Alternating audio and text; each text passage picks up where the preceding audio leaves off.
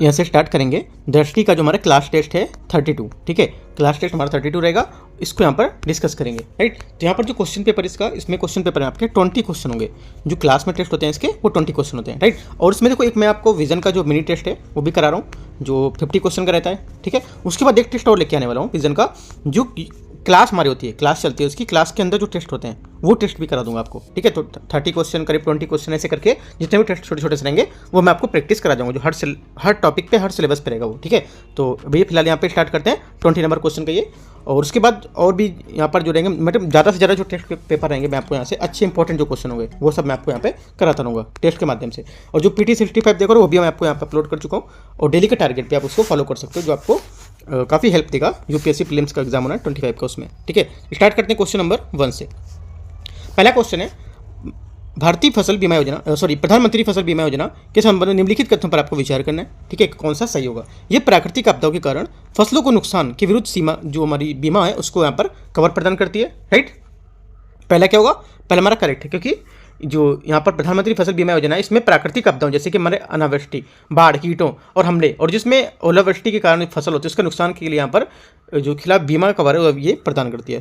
पहले करेक्ट हो गया। दूसरा, किसान को सभी फसल के लिए 2% का एक समान प्रीमियम देना आवश्यक होता है, ठीक है। सेकंड हमारा गलत है, क्यों, क्योंकि खरीफ की फसलों के लिए पर प्रीमियम देने बीमा कर जो कृषि राशि है उसका 2%, ठीक है, और रबी की फसलों के लिए 1.5% होगा, ठीक है। तो ये आपको याद रखना है, दोनों अलग अलग है, राइट। और जो हमारा वाणिज्यिक और जो बागवानी फसल है उसके लिए यहाँ पर दिया गया कितना, 5%, ठीक है। तो आपको सबका अलग अलग किसानों का प्रीमियम है, तो हमारा ये गलत हो जाएगा। सही पूछा कौन सा है, तो आंसर हमारा केवल एक करेक्ट हो जाएगा। क्वेश्चन नंबर 2, निम्नलिखित युग्मों पर आपको विचार करना है, योजना और उद्देश्य। किसान क्रेडिट कार्ड जो है यहाँ पर ये इसमें देखो आपको मैच करना है कौन सा सम्मिलित हो रहा है कौन सा नहीं हो रहा, ठीक है। तो पहले देखो यहाँ पर देखते हैं किसान क्रेडिट कार्ड योजना, दूसरा है प्रधानमंत्री किसान मानधन योजना, ठीक है। तो हमारा पहला स्टेटमेंट जो यहाँ पर ये क्या हो जाएगा, ये स्टेटमेंट आपका पहला वाला करेक्ट हो जाएगा, क्योंकि हमारे कृषि जो संबद्ध गतिविधि है उसके लिए यहाँ पर ऋण उपलब्ध कराता है। दूसरा, प्रधानमंत्री किसान मानधन योजना, ये क्या है, राइट। देखो ये हमारी जो योजना है सेकेंड वाली, ये जो रहेगी प्रधानमंत्री जो मानधन योजना, ये छोटे एवं सीमांत किसान के लिए वृद्धावस्था जो पेंशन है, ठीक है, उसके लिए होगी, ठीक है। तो यहाँ पर हमारा क्या हो जाएगा, जो सेकंड वे आपका करेक्ट हो जाएगा, क्योंकि ये 3000 रुपये जो पर मंथ था ये आपको प्रतिमाह दी जाएगी, ठीक है। न्यूनतम राशि पेंशन में उसको प्रदान करेगा, ठीक है। 60 वर्ष की आयु जो प्राप्त होगी उसका लेकर, ठीक है, ये भी करेक्ट हो गया। तीसरा, परंपरागत कृषि विकास योजना, ये क्या है, तीसरा है ये जैविक कृषि को बढ़ावा देना, ठीक है, ये भी हमारा स्टेटमेंट इसका करेक्ट हो जाएगा, राइट।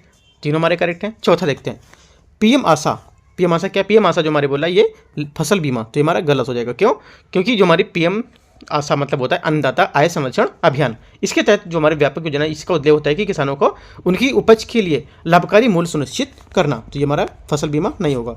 तो कितने हमारे सम्मिलित हो गए, 1 2 3 तो सही से आपके, ठीक है। तो 3 हमारे यहाँ पे करेक्ट स्टेटमेंट हो जाएगा सेकंड का।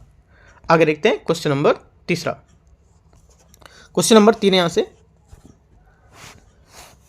इसमें बोल रहे हैं अक्टूबर 2024 में घोषित भारत की जो खाद्य तेल उत्पादन जो रणनीति उसके संबंध में आपको विचार करना है। सरकार का लक्ष्य अगले 7 वर्षों में जो खाद्य तेल है उत्पादन का यहाँ पर दोगुना करना है, राइट। तीसरा यहाँ से क्या हो जाएगा, तीसरे का जो पहला स्टेटमेंट है हमारा ये करेक्ट हो जाएगा, ठीक है। दूसरा, इस पहल के उच्च उपज वाली जो हमारी तिलहन की किस्में इनको बढ़ावा देना और कृषि के क्षेत्रों में विस्तार करना शामिल है, राइट। सेकंड भी हमारा क्या हो जाएगा, सेकंड भी स्टेटमेंट आपका करेक्ट हो जाएगा। तीसरा स्टेटमेंट है कार्यक्रम का लक्ष्य 2030-31 में भारत को खाद्य तेलों पर शुद्ध निर्यात यहाँ पर बनाना, राइट। तीसरा क्या हो जाएगा, तीसरा स्टेटमेंट हमारे यहाँ से गलत हो जाएगा, क्योंकि 2030-31 तक यहाँ पर ये बनाने को बोल रहा है, ठीक है। 30-31 तक बोल रहा है। ये कार्यक्रम का जो उद्देश्य रहेगा इसे भारत की अनुमानित आय के जो खाद्य तेल है इसकी आवश्यक लागत का लगभग 72% पूरा करने के लिए यहाँ पर घरेलू उत्पादन को बढ़ाना, ठीक है। तो जिससे क्या आयात निर्भरता कम हो सकेगी, और इस अवधि के भीतर भारत को खाद्य तेलों के जो शुद्ध निर्यातक हैं उसमें बदलने के यहाँ पर कोई स्पष्ट लक्ष्य नहीं बताया गया है, ठीक है। तो हमारा ये गलत हो जाएगा। तो सही कौन से, पहला और दूसरा हमारा करेक्ट है, तो आंसर हो जाएगा सिर्फ सी हमारा यहाँ से करेक्ट हो जाएगा। दे रखा है सी नंबर में 1 2 दे रखा था, ठीक है। आगे देखते हैं क्वेश्चन नंबर 4। चौथा क्वेश्चन यहाँ से, क्लस्टर आधारित विकास के माध्यम से जैविक कृषि को बढ़ावा देने के लिए निम्नलिखित में से कौन सी पहल शुरू की गई थी, ठीक है, यह शुरू की गई है। करेक्ट आंसर क्या हो जाएगा, करेक्ट आंसर हमारे यहाँ से हो जाएगा 4th का आपका ये परंपरागत कृषि विकास योजना जो है ये यहाँ पर इसका करेक्ट आंसर हो जाएगा, ठीक है। ये वर्ष 2015 में शुरू की गई परंपरागत गैर कृषि जो हमारी परंपरागत कृषि विकास योजना है ये एक केंद्र सरकार की पहल है जिसका उद्देश्य क्लस्टर आधारित जो हमारी दृष्टिकोण उसके माध्यम से जैविक जो कृषि उसको बढ़ावा देना, और इसका ये भी याद रखना है इंपॉर्टेंट है क्योंकि इसका 10 साल पूरा हो गया है, राइट। इस वजह से न्यूज़ में यहाँ पर क्वेश्चन भी बना हुआ है, ठीक है। देखो इसी चीज़ को लेके मैंने आपको पीआईबी में सुबह जो टारगेट दिया, डेली टारगेट जो मैं देता हूँ, आज संडे है, संडे को सिर्फ मैं करंट अफेयर्स आपको दूंगा, ठीक है। तो उसमें करंट अफेयर्स मैंने दिया, उसमें भी आपका जो एक कुछ मैंने टॉपिक दिया उसका भी यहाँ पर 10 साल करीब यहाँ पर पूरा हुआ है, ठीक है। 10 साल 20 साल 15 साल जिसका भी इंपॉर्टेंट पूरा होता है वो आपके यहाँ पर इंपॉर्टेंट बन जाता है, राइट। तो हमारे यहाँ से क्या हो जाएगा, चौथे का सी करेक्ट आंसर हो जाएगा। आगे देखते हैं 5वां नंबर क्वेश्चन। 5वां क्वेश्चन है, निम्नलिखित फसलों पर विचार कीजिए जिनके लिए भारत में न्यूनतम समर्थन एमएसपी घोषित यहाँ पर किया जाता है, ठीक है। तो आपको बताना है कौन से और इनमें से कितनी फसल जो है एमएसपी में फ्रेमवर्क के अंतर्गत आती हैं। तो करेक्ट आंसर क्या हो जाएगा, 5वें का जो हमारा आंसर होगा यहाँ से, एक तो हो जाएगा गेहूँ, ठीक है, नाइजर सीड, कच्चा जूट और कोपरा, ये सब क्या है हमारी, इनके लिए भारत में न्यूनतम समर्थन एमएसपी यहाँ पर घोषित किया जाता है, ठीक है। करेक्ट आंसर क्या हो जाएगा, करेक्ट आंसर हमारे सभी 4 5वें का आंसर हो जाएगा, ठीक है। 5वें का डी यहाँ से आंसर हो जाएगा। आगे देखते हैं 6ठा नंबर क्वेश्चन देखते हैं यहाँ से। 6ठा नंबर है, भारतीय किसानों को दी जाने वाली सब्सिडी के संबंध में निम्नलिखित कथनों पर आपको विचार करना है, ठीक है। पहला स्टेटमेंट यहाँ से, पहला स्टेटमेंट है ये उर्वरक सब्सिडी सीधे किसानों को देने के बजाय कंपनी को दी जाती है, राइट। पहला हमारे यहाँ से स्टेटमेंट एकदम करेक्ट है, राइट। ये कंपनियां किसानों को सब्सिडी दरों पर उर्वरक बेचती हैं और सरकार से उन्हें बाजार में जो मूल्य है उस पर सब्सिडी के मूल्य से यहाँ पर अंतर को प्रतिपूर्ति करता है, तो हमारा करेक्ट हो जाएगा। दूसरा, सब्सिडी जो है न्यूनतम समर्थन मूल्य एमएसपी पर अनाज खरीद और जो सार्वजनिक वितरण प्रणाली है पीडीएस, इसके माध्यम से उसकी वितरण जो है उससे यहाँ पर जुड़ी होगी, ठीक है। फिर से पढ़ता हूँ सेकंड स्टेटमेंट। देखो खाद हमारी सब्सिडी जो है ये न्यूनतम समर्थन एमएसपी जो होता है उस पर अनाज खरीद के लिए सार्वजनिक और वितरण प्रणाली के लिए यहाँ पर उससे जुड़ी हुई है, ठीक है, उसके माध्यम से। तो हमारा क्या होगा, सेकंड स्टेटमेंट भी आपका करेक्ट हो जाएगा क्योंकि हमारी जो खरीद लागत है एमएसपी से संबंधित जो व्यय होगा इसमें लाभार्थियों को जारी मूल्य के बीच में अंतर खाद जो हमारी सब्सिडी है उसका यहाँ पर गठन करेगा, राइट। तो दोनों स्टेटमेंट हमारे यहाँ से करेक्ट है, सी क्या हो जाएगा, 6ठे का आंसर हो जाएगा। 7वां नंबर है, निम्नलिखित कथन पर विचार करना है, कथन 1 और कथन 2, ठीक है। देखते हैं कथन 1 कथन 2 को। यहाँ बोला भारत के लिए पशुधन विस्तार सेवाओं में जो हमारी ग्रामीण महिलाएं इनको सशक्त बनाने के लिए पशु सखी पहल यहाँ पर शुरू की गई है, राइट। क्या होगा 7वें का, पहला स्टेटमेंट हमारा ऐसे इसका करेक्ट हो जाएगा, ठीक है। दूसरा, ये पहल कौन सी पहल, बोला यह पहल, ये मतलब ये वाली जो बताई गई इसकी पहल, ये ठीक है। ये पहल महिलाओं को बुनियादी पशु चिकित्सा देखभाल के लिए यहाँ पर पशुधन उत्पादकता में सुधार करने के लिए प्रशिक्षित किया गया। ये स्टेटमेंट तुम्हारा अगर ये को हटा दें ऐसे करके तो ये बोलेगा जो हमारी कौन सी योजना है, जो हमारी पशुधन विस्तार योजना है, ये बुनियादी पशु चिकित्सा के लिए यहाँ पर ये देखभाल करने में करता है। तो ये स्टेटमेंट आपका करेक्ट है और दूसरा भी करेक्ट था। ये व्याख्या कैसे कर रहा है, क्योंकि इसी के बारे में बात बता रहा है, ये के बारे में बता ये ऐसी है तो इसकी योजना ऐसा, ठीक है। तो हमारा दोनों बातें इसकी एकदम करेक्ट है और ये व्याख्या भी कर रहा है। तो आंसर हमारा क्या हो जाएगा, 7वें का आंसर हमारा यहाँ से हो जाएगा आपका ए स्टेटमेंट करेक्ट है 7वें का। 8वां नंबर देखते हैं, कृषि एवं किसान कल्याण जो विभाग है उसके द्वारा जारी 2022-23 के प्रमुख फसल उत्पादन के अंतिम अनुमान के अनुसार भारत में सकल फसली क्षेत्र में किस फसल का यहाँ पर सबसे बड़ा हिस्सा है, ठीक है। करेक्ट आंसर क्या हो जाएगा, करेक्ट आंसर यहाँ से हमारा हो जाएगा 8वें का।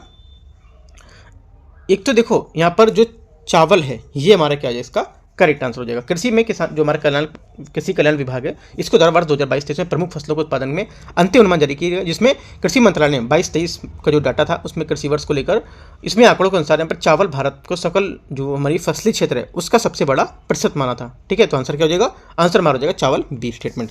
9वां नंबर क्वेश्चन है, भारत में कृषि वित्त पोषण के संबंध में निम्नलिखित कथनों पर आपको विचार करना है। कृषि अवसंरचना कोष फसल उपरांत अवसंरचना विकास के लिए ब्याज भुगतान या ब्याज अनुदान यहाँ पर प्रदान करता है, राइट। 9वें का क्या हो जाएगा, पहला स्टेटमेंट 9वें का हमारे यहाँ से करेक्ट हो जाएगा। दूसरा, प्राथमिक क्षेत्र में ऋण के तहत बैंकों को अपने कुल ऋण का 40% कृषि संबद्ध जो गतिविधि उसके लिए यहाँ पर आवंटित करना अनिवार्य होता है, राइट। सेकंड क्या होगा, सेकंड बात हमारे यहाँ से इसकी गलत हो जाएगी क्योंकि इसमें 18% कृषि के लिए निर्धारित है, जबकि कृषि से संबद्ध गतिविधि के लिए यहाँ पर प्रत्यक्ष अप्रत्यक्ष दोनों तरह शामिल किए गए और इसमें कृषि के लिए विशिष्ट लक्ष्य यहाँ पर 18% ना कि 40%, ठीक है। तो गलत हो जाएगा। हमारा आंसर क्या हो गया, सही कौन सा है, तो केवल एक ए।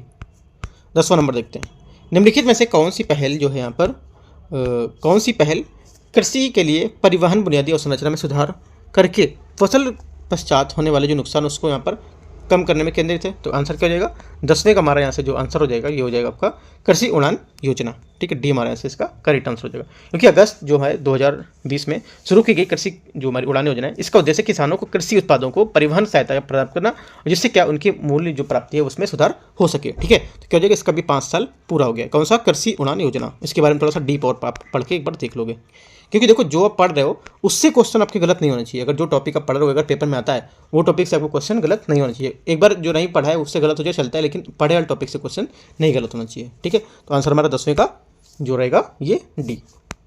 11 नंबर, नवीनतम अनुमान के अनुसार भारत में बागवानी फसलों का सबसे बड़ा उत्पादक राज्य यहाँ से कौन सा है? राइट, करेक्ट आंसर क्या हो जाएगा? करेक्ट आंसर हो जाएगा ये हमारा उत्तर प्रदेश है। राइट, उत्तर प्रदेश क्या हो जाएगा इसका? जो नवीनतम हमारे जो अनुमान है उसके अनुसार उत्तर प्रदेश भारत में बागवानी फसलों का सबसे बड़ा उत्पादक है। राज्य देश के कुल बागवानी उत्पादन का लगभग 13% हिस्सा भी है। ठीक है, आगे देखते हैं क्वेश्चन नंबर 12। निम्नलिखित में से कौन सा कथन ऑपरेशन ग्रीन पहल का सबसे अच्छा वर्णन करता है? ठीक है, ऑपरेशन जो ग्रीन पहल इसका सबसे अच्छा वर्णन करता है, जो हमारा टमाटर, प्याज एवं आलू जिसको बोलते हैं टॉप। ठीक है, इसकी फसलों के लिए मूल्य स्थिरीकरण के यहाँ पर सुनिश्चित करना। ठीक है, तो क्या हो जाएगा? ऑपरेशन ग्रीन जो भारत सरकार द्वारा वर्ष 2018-19 में ये बजट में 500 करोड़ रुपए का आवंटन के साथ यहाँ पर शुरू किया गया था। इसका प्राथमिक उद्देश्य हमारा टमाटर, प्याज, आलू जो सामूहिक रूप से शीर्ष जो फसलें उसके रूप में यहाँ पर संबोधित करता है। ठीक है, आपूर्ति कीमतों को स्थिर करना ताकि पूरे देश में उनकी उपलब्धता सुनिश्चित की जा सके और मूल्य स्थिरता को कम किया जा सके। तो आंसर हमारा क्या हो जाएगा? आंसर हो जाएगा हमारा 12वें नंबर का बी। 13 नंबर क्वेश्चन, भारत में भूमि पैटर्न के संदर्भ में निम्नलिखित कथनों पर विचार करना है। निवल बोया गया क्षेत्र भारत में कुल भौगोलिक क्षेत्र का आधे से भी कम है। ठीक है, पहला स्टेटमेंट यहाँ से क्या हो जाएगा? 13 का जो पहला स्टेटमेंट है हमारा यहाँ से ये करेक्ट हो जाएगा। राइट, दूसरा, स्थायी चारागाह भारत के कुल भौगोलिक क्षेत्रफल का 10% से अधिक हिस्सा है। सेकंड क्या होगा? सेकंड हमारा गलत है क्योंकि 10% से कम है ये। राइट, ये 10% से कम होगा, 10% से ज़्यादा नहीं है। अगला है तीसरा नंबर, पहला सही था दूसरा गलत था। तीसरा, बंजर और अनुपजाऊ भूमि की तुलना में वन भूमि उपयोग पैटर्न का बड़ा हिस्सा घेरते हैं इसमें। राइट, तीसरा क्या होगा? तीसरा आपका करेक्ट हो जाएगा। चौथा, शहरीकरण और औद्योगिक विकास के कारण गैर कृषि उपयोग वाली जो भूमि है इसका प्रतिशत निरंतर बढ़ रहा है। ये हमारा स्टेटमेंट करेक्ट हो जाएगा। ठीक है, तीसरा भी करेक्ट है और चौथा भी आपका करेक्ट है और पहला करेक्ट है। तो 3 हमारे सही है, 1, 2, 1, 3 और 4। तो आंसर क्या हो जाएगा? सी हमारे यहाँ से करेक्ट आंसर हो जाएगा 13 का। अगला देखते हैं 14 नंबर क्वेश्चन।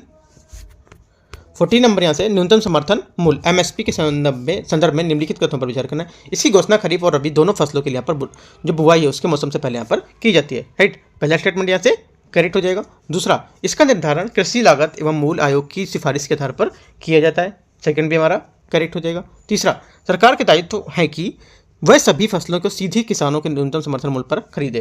ठीक है, तीसरा क्या होगा? तीसरा हमारे यहाँ से गलत होगा। क्यों? क्योंकि सरकार जो है हमारा 22 जो हमारे सिर्फ अनिवार्य फसलें उनके लिए एमएसपी घोषणा करती है। ठीक है, और जो इनकी घोषणा करेगी और इन जो हमारे मूल्य हैं उनकी खरीद को लेकर सभी फसलों के लिए अनिवार्य नहीं किया गया है। ठीक है, तो तीसरा हमारे यहाँ से गलत हो जाएगा। तो आंसर क्या हो जाएगा?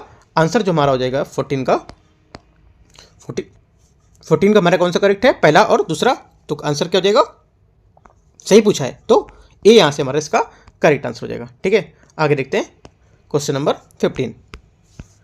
क्वेश्चन 15 यहाँ से सार्वजनिक वितरण प्रणाली जो हमारी पीडीएस है उसके बारे में निम्नलिखित कथनों पर आपको विचार करना है। ठीक है, देखते हैं पहला स्टेटमेंट बोला है भारत में जो सार्वजनिक वितरण प्रणाली है इसका प्राथमिक उद्देश्य रियायती दरों पर आवश्यक वस्तु उपलब्ध करवाकर जो खाद्य सुरक्षा है उसको सुनिश्चित करना। राइट, पहला क्या होगा?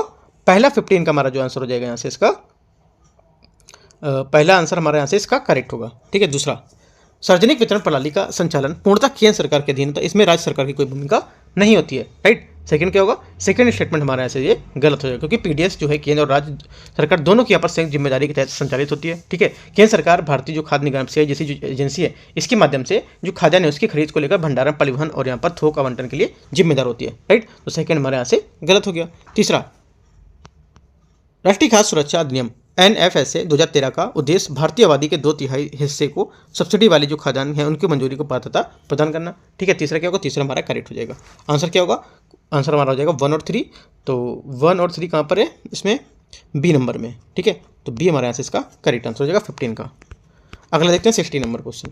भारत में कृषि श्रृंखला आपूर्ति में सुधार के लिए सरकारी पहल के संदर्भ में निम्नलिखित कथनों पर विचार करना है। ठीक है, प्रधानमंत्री किसान संपदा योजना, कृषि जो हमारे इंफ्रा फंड है और ई राष्ट्रीय कृषि बाजार, इनमें से कितने या इनमें से कौन कृषि आपूर्ति श्रृंखला जो वृद्धि है उस पर केंद्रित होता है? ठीक है, तो 16 का आंसर क्या हो जाएगा? 16 का आंसर हमारे से हो जाएगा, एक तो पहला स्टेटमेंट है जो कृषि किसान जो हमारा जो प्रधानमंत्री किसान संपदा योजना है ये हमारा क्या होगा? कृषि आपूर्ति के श्रृंखला में सुधार के लिए सरकारी पहल के रूप में यहाँ पर बताया गया इसको। ठीक है, तो पहला हमारे यहाँ से करेक्ट हो जाएगा। दूसरा, जो कृषि इंफ्रा फंड है, राइट, कृषि इंफ्रा फंड है ये भी हमारा क्या हो जाएगा? स्टेटमेंट इसका करेक्ट हो जाएगा। तीसरा, यहाँ पर ई राष्ट्रीय बाजार जो है हमारा, ये भी आपका कृषि बाजार, ये भी आपका करेक्ट है। ठीक है, तो तीनों स्टेटमेंट हमारे यहाँ से एकदम करेक्ट है। तो आंसर 16 का क्या हो जाएगा, 16 का आंसर हो जाएगा यहाँ से हमारा डी नंबर। 1 2 3। 17 नंबर देखते हैं। 17 है चिकित्सा उपकरण को सुदृढ़ बनाने की योजना के संदर्भ में निम्नलिखित पर विचार करना है। ठीक है, पहला स्टेटमेंट, ये योजना का उद्देश्य घरेलू विनिर्माण क्षमताओं को बढ़ाना और चिकित्सा उपकरण क्षेत्र में आयात पर निर्भरता को कम करना। ठीक है, 17 का क्या होगा, 17 का पहला स्टेटमेंट हमारे यहाँ से करेक्ट हो जाएगा। दूसरा, इस योजना से वर्ष 2030 तक भारत के चिकित्सा उपकरण बाजार मूल्य में 50 बिलियन डॉलर तक बढ़ने की उम्मीद है। राइट, सेकंड क्या होगा, सेकंड स्टेटमेंट हमारे यहाँ से इसका गलत हो जाएगा, क्योंकि यहाँ पर 14 बिलियन डॉलर का यहाँ पर जो लक्ष्य रखा गया, यहाँ पर बढ़ने की उम्मीद है। वर्ष 2030 तक इसे 30 बिलियन डॉलर तक यहाँ पर बढ़ने की उम्मीद रखी गई है। ठीक है, तो 2030 तक कितना जो है 30 बिलियन तक, ना कि यहाँ पर 50 बिलियन तक, ये गलत हो जाएगा। आंसर क्या होगा, पूछा सही कौन सा है, तो केवल एक यहाँ पर 17 का करेक्ट आंसर होगा। 18 नंबर, पीएम विद्या लक्ष्मी योजना जो है इसका प्राथमिक उद्देश्य क्या होगा। ठीक है, इसका प्राथमिक उद्देश्य होगा ये शिक्षा और ऋण छात्रवृत्ति के लिए एकल जो खिड़की मंच है इसको प्रदान करना। ये हमारा होता है पीएम विद्या जो लक्ष्मी है, इसका योजना का प्राथमिक उद्देश्य होगा। ठीक है, तो ये जो योजना है हमारी, ये वित्त मंत्रालय द्वारा प्रबंधित है ये योजना है। ये शिक्षा, ऋण और प्रसंस्करण में पारदर्शिता को, दक्षता को सुनिश्चित करना। ठीक है, ये विशेष रूप से वित्त पोषक जो विकल्प है उसके छात्रों को आवश्यकताओं के बीच यहाँ पर खाई को पाटकर उच्च जो शिक्षा है उसको प्राप्त करने के लिए पर इच्छुक छात्रों को सहायता प्रदान करना। ठीक है, यह पहल किफायती शिक्षा तक पहुंच बढ़ाने के लिए जो युवा हैं उनके वित्तीय संसाधन को यहाँ पर सशक्त बनाना और सरकार के दृष्टिकोण के अनुरूप होना। ठीक है, तो आंसर क्या हो जाएगा, आंसर हमारा हो जाएगा इसका 18 का जो हमारा आंसर हो ये आपका सी। ठीक है, आगे देखते हैं। 18 हो गया सी। 19 नंबर देखते हैं।